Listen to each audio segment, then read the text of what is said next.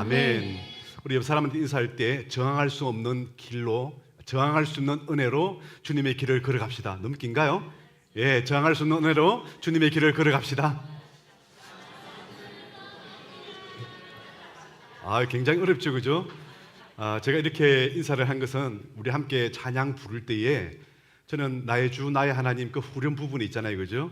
우리가 주님 앞에 가까이 날 수 있는 행위도 없고 너무 부족하고 부끄럽고 창피하고 그러한 사람이지만 저항할 수 없는 그 은혜 때문에 주님의 길을 걷게 하소서. 저는 그 가사 내용이 너무 좋습니다. 그게 복음이고 하나님의 은혜인 줄 믿습니다. 설날 명절을 잘 보내셨나요? 저는 설날 명절날 우리 동기를 만나서 가산 수피아에 다녀왔습니다. 가산 수피아가 전에는 8,000원 주고 입장했는데 지금은 공짜더라고요. 거기 들어가서 이제 함께 좀 이렇게 산책을 하고 그리고 이제 커피를 마시고 왔습니다. 다음에 한번 가야 되겠다, 이런 우리 교인들과 함께 가야 되겠다, 이런 생각을 했는데요. 문득 생각이 드는 게 뭐냐면은 가산 수피아 저거 내가 매입해버릴까? 이런 생각이 좀 들었습니다. 문제는 돈이 없어서 문제죠, 그죠? 왜 그러냐면은 제가 가평에 있는 그 지구촌교회 이동원 목사님이 필그램 하우스를 은퇴하시고 거기에 이제 담당하시면서 지었어요. 그러니까 이제 거기가 그 철로 역정이라는 프로그램처럼 그 우리가 이번에 지금 무슨 절이 돼 있죠, 그죠? 사순절이잖아요, 그죠? 우리 40일간 우리 주님의 부활하신 날까지 정말 순례자의 길을 걷는 그 기간인데 그런 우리 프로그램을 좀 만들었으면 좋겠다. 그때 그 생각이 나가지고 바로 이 장소가 산책을 하면서 이 장소가 바로 순례자의 길이 됐으면 좋겠다. 그 생각이 좀 들긴 했어요. 예, 들었는데 혹시 여러분 가운데 지원하고 싶은 사람이 있으면 지원해 주시면 매입을 해서 그렇게 하도록 하겠습니다. 지원하신 분들은 무조건 커피 가격은 다 공짜로 이렇게 지원해서 해야 되겠다는 생각이 좀 들었고요. 했습니다. 저는 아내랑 결혼하기 전에 편지를 제가 참 많이 보냈어요. 편지를 보냈는데 이름하여 큐티 편지였어요. 아마 100통이 아마 될 것 같은데 우리 아들이 어릴 때에 저 책을 그 편지를 모아서 책을 한번 엮어준다는데 언제 우리 아들이 책으로 한번 엮어줄란지 기대가 됩니다. 빨리 돈을 벌어서 출판을 하길 바랍니다. 이제 그 쓴 목적이 있죠. 쓴 목적은 뭐냐면은 두 가지 목적으로 이렇게 큐티 편지를 거의 매일 보내다시피 이렇게 보냈습니다. 이유는 두 가지예요. 첫 번째는 하나님 은혜를 나누고 싶다는 마음 때문에 제가 큐티를 통해서 만난 은혜를 함께 공유하려고 이렇게 보낸 것이고, 두 번째는 뭐예요? 나는 당신을 사랑합니다. 이 뜻으로 이렇게 계속해서 이렇게 보냈습니다. 근데 보내는 사람이 그 본질을 이해하지 못하고 오늘 봉투가 왜 이래? 엄마 오늘 기념 우편에 여기에다가 관심을 가지면은 본질의 의도와 관계가 없는 것이죠. 요즘은 뭐 이렇게 연애라든지 할 때 큰 상징을 많이 두지 않습니다. 왜냐하면 직설적으로 표현을 해부르기 때문에 우리 헤어지자 이것도 그냥 직설적으로 그냥 헤어지자 이렇게 말하지 뭐 상징이나 언유를 하지 않잖아요, 그죠? 옛날에는 헤어지자 할 때 무엇을 선물로 합니까? 손수건 해보셨나요? 손수건을 이렇게 선물을 하면은 헤어지자는 뜻이구나 이렇게 받아들입니다. 그런데 손수건을 선물로 받았는데 이 꼭 필요했는데 잘 됐다, 어떻게 이거 필요한 걸 알고 선물해 줬지, 이렇게 이해하면은 이 사람이 지적으로 아주 많이 참 딸린다, 참 본질을 이해하지 못한다, 이런 생각을 할 수가 있어요. 본질에 관한 얘기를 좀 하고 싶은데 요한복음의 본질은 뭘까요? 성경이 분명하게 말씀하고 있습니다. 이 성경을 기록함의 목적에 대해서 이 말씀을 통해서 모든 사람들이 구원을 받으며 그리고 하나님의 은혜의 풍성한 길을 걸어가기 위해서 이 편지를 보냈다, 이 요한복음을 썼다라고 기록하고 있습니다. 그래서 요한복음은요 굉장히 조직적인 말씀으로 되어 있습니다. 예수님께서 공생의 기간에 하셨던 표적과 기사 딱 7가지를 추려냈어요. 그리고 예수님께서 하신 메시지 7가지를 표시했어요. 그리고 예수님께서 I am, 나는 무엇이다 라고 했던 것도 7가지를 딱 그렇게 골라냈습니다. 그리고 요소마다 배치하면서 바로 예수님은 하나님 아들 그리스도다, 이거 봐라, 이 기적을 봐라, 이 말씀을 보아라.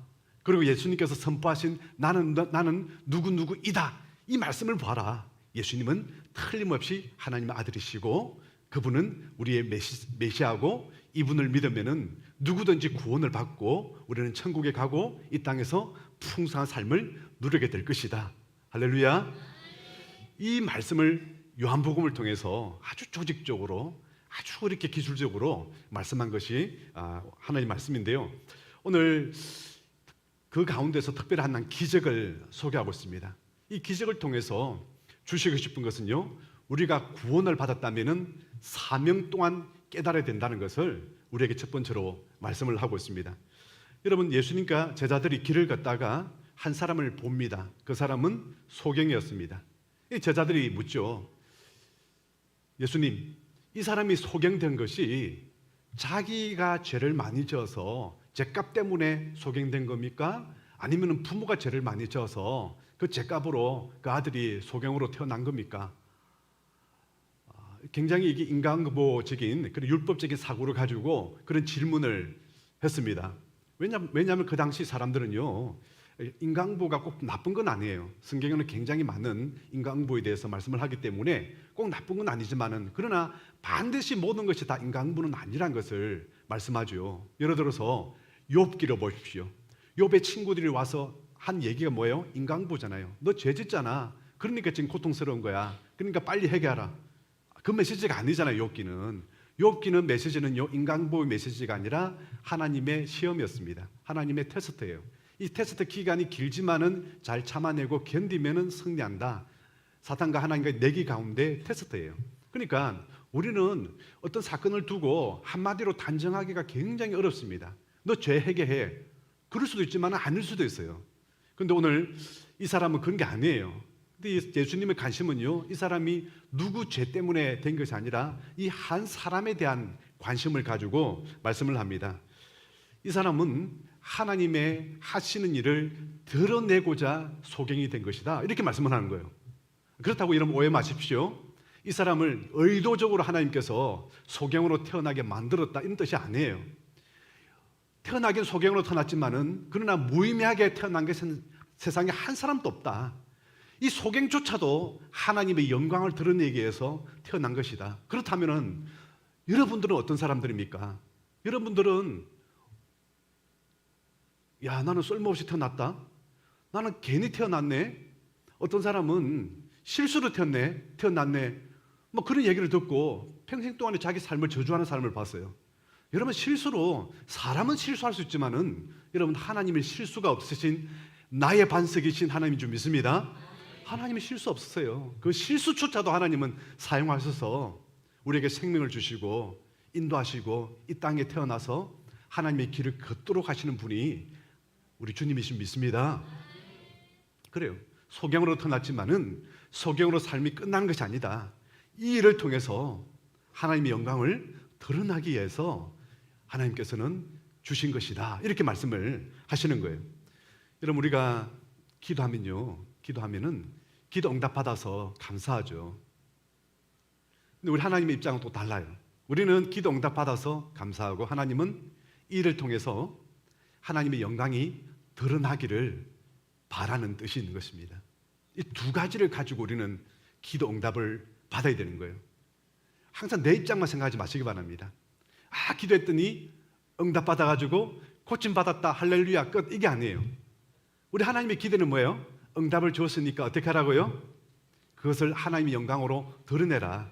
세상 모든 사람들에게 이게 하나님이 하신 일이다, 이걸 드러내라. 그렇게 하기 위해서 응답을 주신다. 이 두 가지가 목적이 같이 가야 되는 거예요. 이럴 때 우리는 하나님의 기적의 응답이다, 이렇게 우리가 말씀을 하고 있는 것입니다. 여러분, 우리가 생각할 때 굉장히 중요한 게 주여 하나님께 영광 돌리게 하옵소서 이렇게 기도 많이 해요. 하는데 막상 이 단어를 쓰고 나면은 그런데 하나님 영광을 드러내는 게 뭐야? 이런 게 있잖아요, 그죠? 그리고 제가 굉장히 쉬운 단어로 제가 설명하겠습니다. 하나님의 명예를 높이 드리는 거예요. 하나님의 명예, 하나님의 명예. 요즘은 안 그랬는데 옛날에 미스 코리아 이제 나가면은 상 받잖아요, 그죠? 예, 미스 코리아 진, 뭐, 선, 미 상 받을 때 전부 다 사자머리 해가지고 막 상 받잖아요. 그리고 나서 1등 이제 소감하면은 제일 먼저 누구에게 이 영광을 돌린다 그래요? 그렇죠.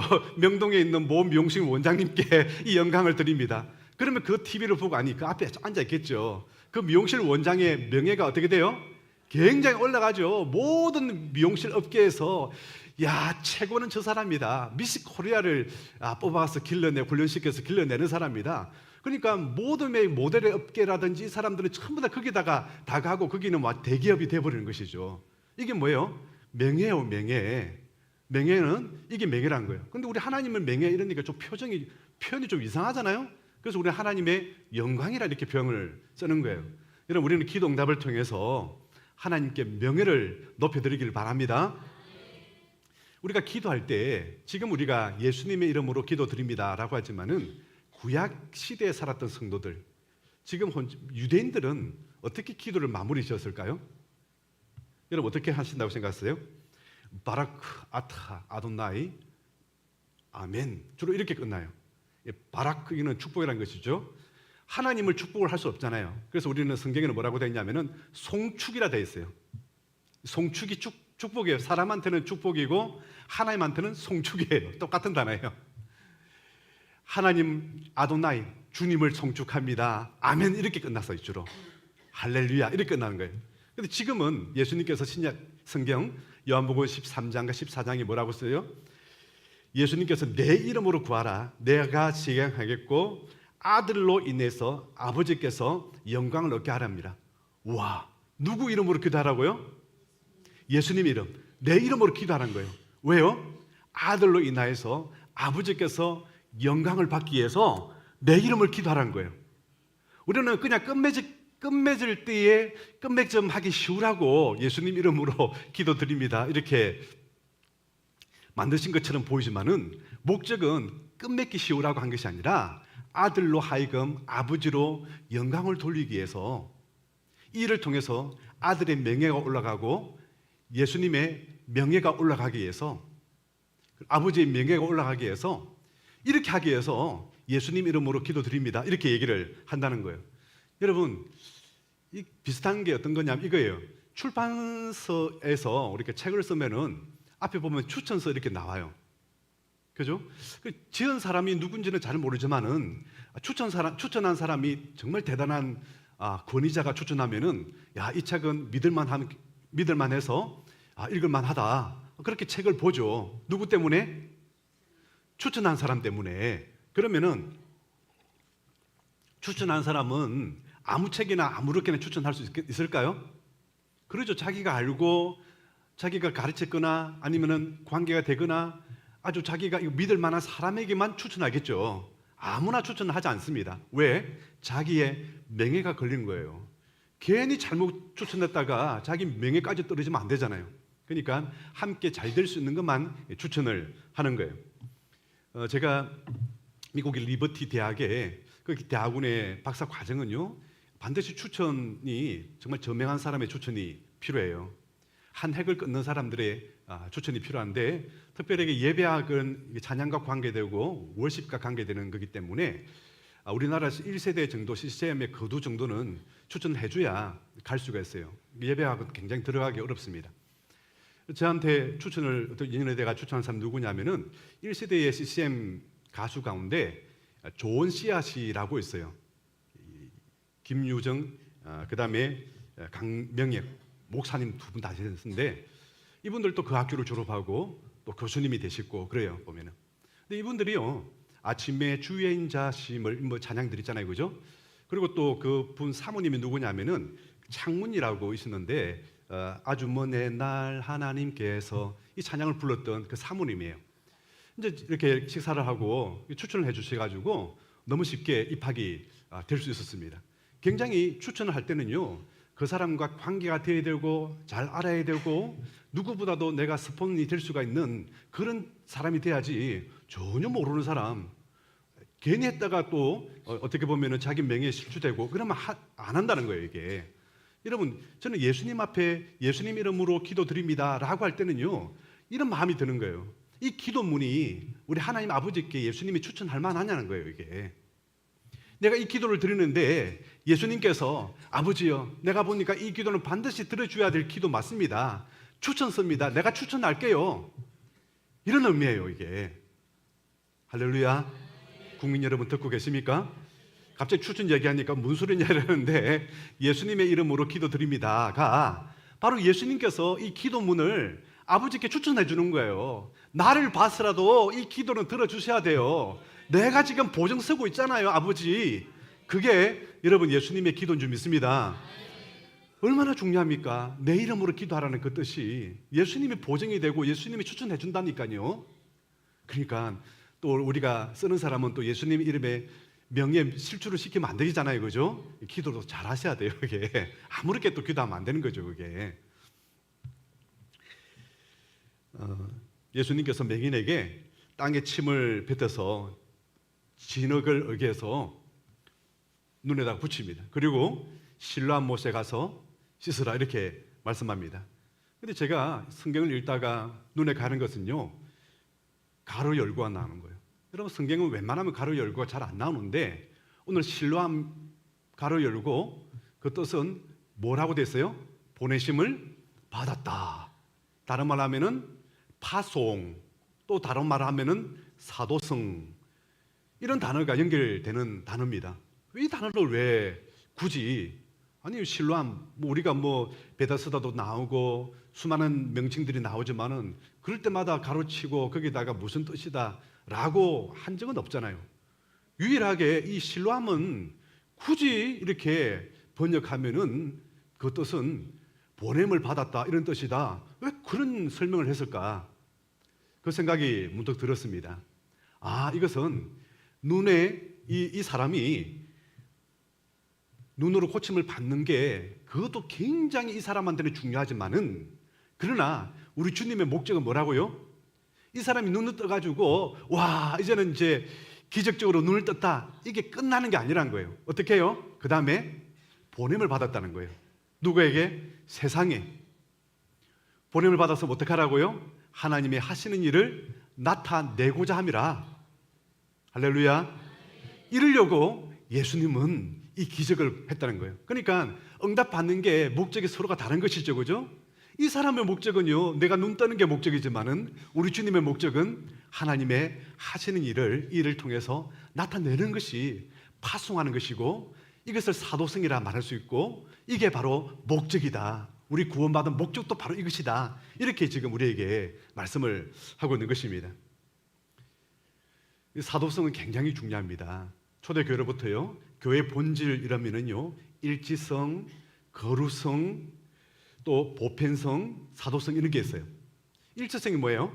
예수님은 오직 예수 그리스도를 통해서 우리가 구원을 받습니다. 이런 신앙 고백이 일체해야 되는 거예요. 여러분 이 신앙 고백 나 동의하지 못합니다. 그런 분 있으세요? 그렇죠. 이분은 그러면은 교회 안에 있는 구도자는 될 수 있지만 성도는 될 수가 없는 것이죠. 또 거룩성이 있어요. 거룩성은요, 우리가 세상 가운데 교회가 있지만은 그러나 세상과 똑같은 게 교회가 아니에요. 교회는 어떤 곳이라고요? 거룩한 곳이다. 택하심을 입은 거룩한 사람들이 모인 곳이 바로 교회다.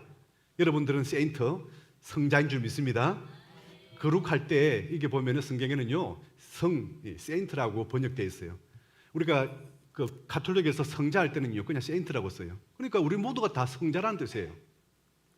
그리고 보편성이에요. 이게 복음의 본질이 초대교회 때는 이랬는데 20세기 지나니까 이렇게 바뀌었더라 이러면 안 되는 거예요. 시대와 환경을 초월해서 그 본질은 바뀌면 안 된다는 거예요. 보편적으로 동일해야 된다는 거예요. 그리고 사도성이에요. 교회는 하나님의 보내심을 받은 거예요. 우리 주님의 이름으로 보냄을 받았습니다. 어디로요? 세상으로 파송을 받았다는 거예요. 이게 바로 실로암이라는 거예요. 여러분 우리는 구원받았고 보내심을 입은 우리 주님의 뜻인 줄 믿습니다. 여러분 어떤 모양으로 어떤 일을 하고 계시든 지금 어떤 고통 가운데 계시든 간에 여기에 머물지 마십시오. 내 같은 사람도 주님이 받아주실까? 그 고민하지 마세요. 찬양 가사처럼 저항할 수 없는 은혜로. 여러분 십자가의 은혜가 보통 은혜입니까? 아들까지도 죽여서까지 십자가를 통해서 우리를 구원시켰는데 겨우 죄 한 번 지었다고 해서 너 구원 탈락. 그렇다면 십자가가 얼마나 옹졸한 십자가 되겠습니까? 아니에요.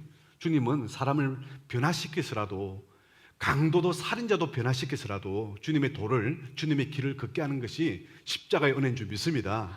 그게 바로 정할 수 있는 은혜예요. 내 행위 때문에 우리가 구원받는 게 아니에요. 우리 하나님의 은혜 때문에 놀라운, 정말 정할 수 없는, 나는 못 겠어, 나는 못 가, 나는 안 돼. 나 같은 사람이 무슨 주님의 길을 걸어가? 내 구원받는 게 이것도 내가 헷갈려가지고 내가 구원받았는지 못 받는지 날마다 혼돈이 일어나는데 내가 무슨 주님의 길을 걸어가? 아니에요. 주님은요, 연단시키고 훈련시키고 다듬어서라도 어쨌든 그렇게 만들어서 세워 가시는 분이 바로 주님이십니다. 오늘 이 사람에게 치료를 해서 눈을 뜨게 하시고 어쨌든 수많은 사람들에게 그 당시 예수님의 이름을 믿고 선포하면요, 죽음의 길을 걸어갈 수도 있습니다. 그럼에도 불구하고 이 사람들은 죽음의 길을 걸어가면서도 주님의 복음을 전파하는 사람들이 다 됐던 것이죠. 왜요? 체험을 했기 때문에, 분명하게 주님을 만났기 때문에 그렇게 길을 걸어갈 수가 있는 것입니다. 여러분, 우리가 기도를 하나, 전도를 하나 결코 쉽게 포기해서는 안 됩니다. 너무 많은 사람들은요, 조금 해보다가 너무 쉽게 포기해요. 우리 주님은 우리를 쉽게 포기하지 않는데 우리는 너무너무 쉽게 포기한다는 거예요. 미국 소매상 협회 조사 통계가 있는데요, 판매원들의 48%가 한 번만 전화하고 끊었다는 겁니다. 그리고 25%, 둘이 합치면 지금 벌써 몇 프로입니까? 딱 두 분 전화하고 다시는 전화 안 하더라는 것입니다. 그리고 15%는요, 세 번까지 통화해보고 전화 더 이상 안 하더라는 것입니다. 그러니까 88%가요, 한 통에서 세 통까지 전화하고 그러면은 뭐 거절하면은 거절인 줄 알고 더 이상 하지 않더라는 거예요. 그런데 놀란 것은요, 12% 남았잖아요. 이 12%는요, 끈질기게 통화를 해가지고 결국은 계약을 따내더라는 것입니다. 그래서 이 12%가 미국의 80% 판매량을 차지하고 있다는 거예요. 88%는요, 겨우 다 해봐야 12% 안 되는데 이 12%가 그걸로 80%를 다 판매하고 있더라. 여러분, 얼마나 놀라운 일입니까? 여러분, 전도도 마찬가지고 기도도 마찬가지예요. 응답하는 사람들의 특징은 다 그런 것입니다. 성탄절날 우리가 동성로 지나가면은 뭐가 있어요? 구세군, 불안 이웃을 도웁시다 쨍그랑 하면서 구세군 복을 입고 그렇게 하죠. 구세군을 창시했던 윌리엄 부서 구세군 창세자인데요, 이분 정말 열심히 전도를 했어요. 전도를 하다가 병을 맞았는데 정말 그 당시로서는 치료할 수 없는 그런 병이었습니다. 그래서 의사가 이렇게 얘기합니다. 이대로 계속 전도하다가는요, 1년 안에 돌아가십니다. 그럼에도 불구하고 생각하기에 어차피 1년 안에 죽는 거 죽고 조금 더 살면 또 뭐하냐, 내가 복음 전하다가 전도하다가 죽으면 되지 뭐, 이렇게 해가지고 그럼에도 불구하고 계속 전도를 합니다. 전도하다 보니까 그 당시 평균 수명이 얼마 안 되는데도 불구하고 이분은요, 84살까지 건강하게 살았다는 겁니다. 그러니까 계속 전도를 하니까 의사는 나를 버렸지만은 하나님은 나를 버리지 않았었다, 이 고백을 하시는 거예요. 여러분, 그렇습니다. 하나님은 쉽게 우리를 버리지 않습니다. 사명의 길을 걷고자 하는 사람을 하나님은 버리지 않으세요. 여러분, 하나님의 사명을 이제 깨달았다면은 주님의 능력을 확신하면서 걸어가야 됩니다. 만약에 이 제자들이요, 주님의 능력을 확신하면서 길을 같이 걸었다면은요, 질문이 달라졌을 거예요. 저 사람을 쳐다보면서 저 사람은 소경됐는데 누구 죄 때문에 소경이 되었습니까? 그는 어떻게 보면 농당 따먹기 같기도 하고 뭐 그다지 그렇게 뭐 도움이 되는 그런 이야기 아니잖아요. 그럼 무슨 의미가 있습니까, 그게? 근데 만약에 주님이 모든 것을 할 수 있는 능력이라고 믿는다면은 그 사람을 보면 참 안 됐다라고 할 때 어떤 질문을 여러분 같으면 하겠어요? 누구 죄 때문에 저렇게 됐어요? 팔자 때문에 뭐 그런 얘기 하겠어요? 여러분이 제자라면은 어떤 질문을 하겠습니까? 적어도 예수님과 같이 다니면서 몇 가지를 목격했습니다. 수많은 병자들이 있다고 해서 예수님이 다 일일이 다 모든 병자를 다 치유하지 않는다는 사건에 대해서는 보았을 거예요. 그러니까 그랬는데 어떤 경우는요, 죽은 사람도 일으키고 문둥병, 나병도 고치시고 안정병에도 일으키시고 풍랑도 잠잠케 하시고 수많은 기적을 하는 걸 다 보았다는 얘기죠. 그렇다면 어떤 질문을 할까요? 예수님, 저 사람 소경인데 어떻게 하면 저 소경이 눈을 뜰 수 있겠습니까? 이런 질문을 하지 않을까요? 조금 전에 제가 뭐라 그랬죠? 모든 사람이 다 소경이라고 해서 다 눈을 뜨는 건 아니라는 얘기잖아요. 예수님이 다 모든 사람들, 소경들 다 눈 안 뜨게 했어요. 어떤 사람, 믿음으로 나오는 사람, 신앙 고백이 분명해서 낫고자 하는 사람에게 고쳐주셨지, 멀쩡한데 그냥 오지도 않는데도 불구하고 일일이 동네마다 찾아다니면서 다 고쳐주신 적이 없습니다. 예수님은. 우리 오해하면 안 됩니다. 여러분, 우리 주님은 전능하신 하나님이십니다. 천지를 창조했다고 요한복음 1장에는 그렇게 말씀하고 있습니다. 르네상스의 계몽주의 시대 때는요, 디이즘이라 그래요. 이게 뭐냐면은 인문주의가 디이즘으로 시기 직궁의 하나님으로 된 거예요. 이게 무슨 말이냐면은 성경에 나오는 동정녀 탄생이라든지 예수님이 일으킨 기적이라든지 이런 표적이라든지 혹은 또 천사라든지 또 부활이라든지 이런 건 우리가 더 이상 언급하지도 말고 우리가 다루지 말자. 예수님께서 가르치신 그 도덕적이고 그 윤리적인 그 가르침만 우리가 받아서 좋은 세상 만들자. 이게 바로 디이즘이에요. 여러분, 디이즘은요, 신앙이 뒤지는 게 바로 디이즘입니다.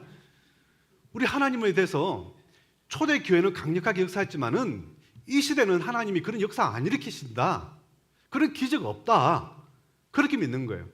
그래서 여러분, 미국을 할 때 독립선언문을 작성했던 사람이 토마스 제퍼슨입니다. 이 사람이 미국 3대 대통령이 됐죠. 이 사람이요, 자기가 성경을 하나 만들었어요. 지금 또 박물관에 제퍼슨 성경이라고 나옵니다. 이 사람이 어떤 성경을 만들었냐면 바로 이 디이즘의 성경을 만든 거예요. 성경을 통해서 기적을 다 빼버렸어요. 기적 빼고 그 다음에 천사 이런 거 자기가 봤을 때에 인간적으로 살아갈 때에 일어날 수 없는 일들은 다 빼버렸어요. 부활도 빼버리고요. 순수하게 예수님의 가르침들만, 이렇게 윤리적인 가르침 이런 것들만 묶었어요. 페이지가 큰 글씨로 썼는데도 불구하고 88쪽밖에 되지 않아요. 여러분, 어쩌면 여러분, 이 시대가 신앙이 굉장히 약해지고 믿음이 굉장히 떨어졌습니다. 혹시 여러분 88쪽만 읽고 있는 거 아니에요? 나는 88쪽만 읽고 믿고 산다. 지금 대부분 자유주의 신학자들은 다 88쪽만 읽고 있어요. 그리고 교회들마다 그것만 가르치고 있어요. 그러다 보니까 초대교회의 강력하신 하나님의 역사는 사라지고 없어요. 필요 없다고 하는 거예요. 이 시대 그게 뭐 필요해요? 우리가 다 과학으로 다 할 수 있는데. 그러니까 윤리적인 거, 도덕적인 것만 우리가 배우면 되지 뭐. 그런다는 거예요. 물론 중요합니다, 그것도. 그렇지만 가장 중요한 것은요, 전능하신 하나님을 놓쳐서는 안 된다는 것입니다. 할렐루야. 굉장히 얼굴이 내가 그냥 잘못 믿고 있나 그렇게 같은데,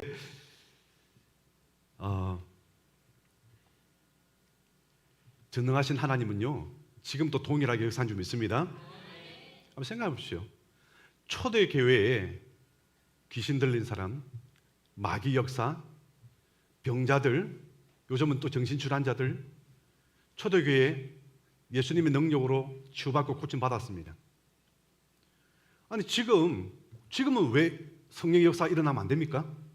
지금 또 귀신 들린 사람들, 악한 마귀에 고통받는 사람들, 질병 환우들, 그리고 하나님의 도움이 필요한 사람들이 너무너무 많은데 왜 지금은 하나님의 기적이 일어나면 안 되는 거예요? 그것이 궁금하다. 여러분, 정말 그렇습니다. 히브리서 13장에 나온 것처럼 예수 그리스도는 어제나 오늘이나 영원토록 동일하신 줄 믿습니다. 예수님은요, 맹인의 눈을 뜨게 함으로써 예수님이 스스로 하나님의 아들인 것을 증명했습니다. 예수님을 믿고 우리는 확신하는 신앙에 거해야 됩니다. 전도하다 보면은 하나님을 보여달라. 교환에도 마찬가지예요. 그렇게 표현을 하지 않을 뿐이지 하나님은 내 눈에 한번 보여주시오. 그러면 내가 믿겠소. 라고 어른 중에, 말은 안 하지만은 어른 중에 그렇게 생각하는 사람들이 꽤 많이 있어요. 여러분 가운데도 혹시 있을지 모르겠어요. 그런데 이 질문이 우리들만의 질문은 아니었어요. 공생의 가운데 예수님의 제자들도 이 질문을 했어요. 요한복음 14장에 보면은 내가 곧 길이요 진리요 생명이니 나로 말미암지 않고는 내가 아버지께로 올 자가 없다 이렇게 말씀을 했죠. 그랬더니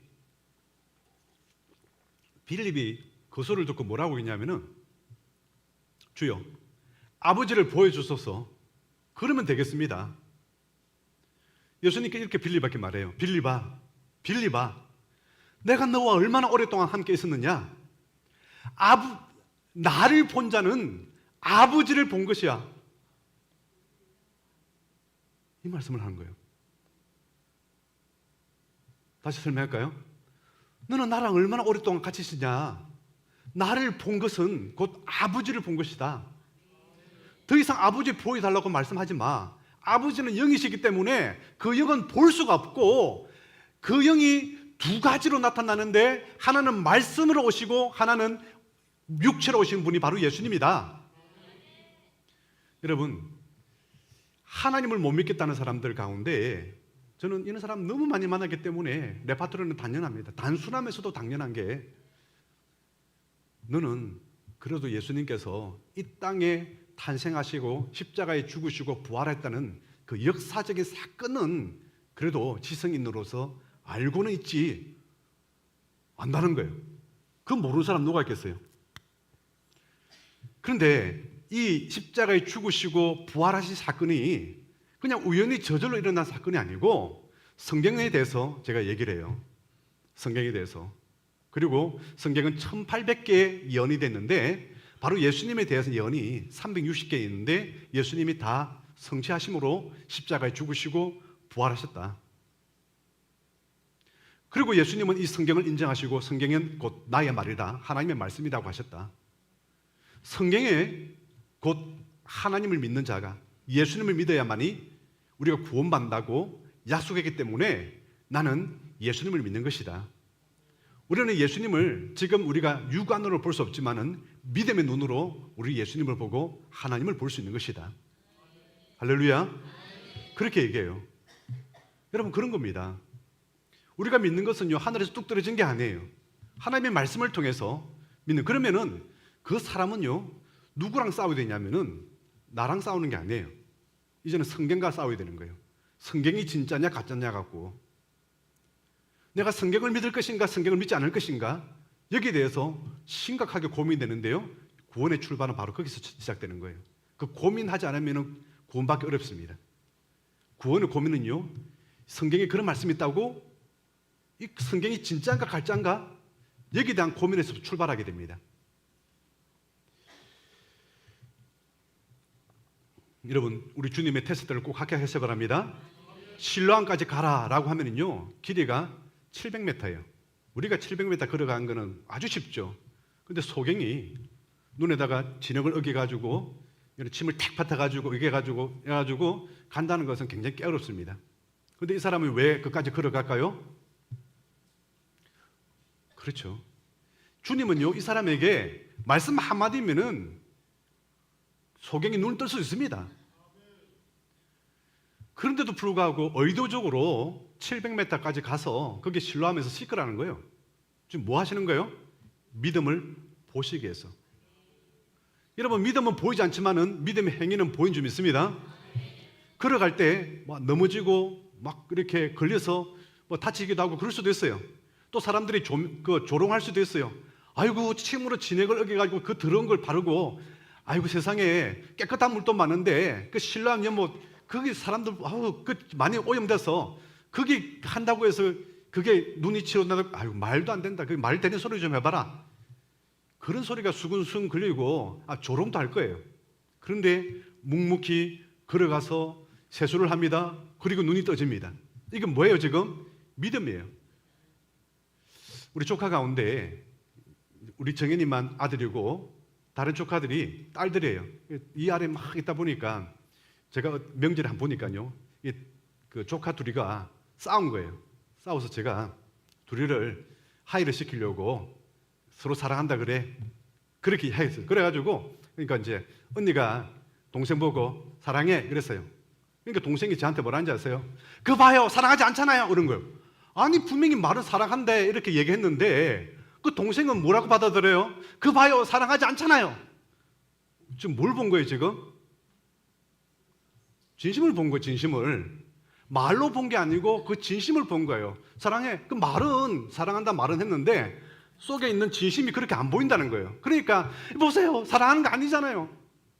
그렇게 말하는 거예요. 여러분, 우리가 말 갖고 구원받는 게 아니에요. 우리 믿음으로 구원받는 줄 믿습니다. 그 믿음은요, 보여지는 믿음이에요. 증명되어지는 믿음이에요. 이 사람이요, 700m 아우 귀찮아 안 가버려서요. 이 사람은 눈 떴었을까요? 그런 일은 절대로 일어나지 않습니다. 믿음은요, 증명되어지는 거예요. 성경 말씀 항상 기뻐하라, 증명하십시오. 쉬지 말고 기도하라, 증명하십시오. 범사에 감사하라, 증명하는 삶을 사십시오. 그러면 여러분 행복한 삶이 될 것이고 행동하는 삶이 될 것입니다.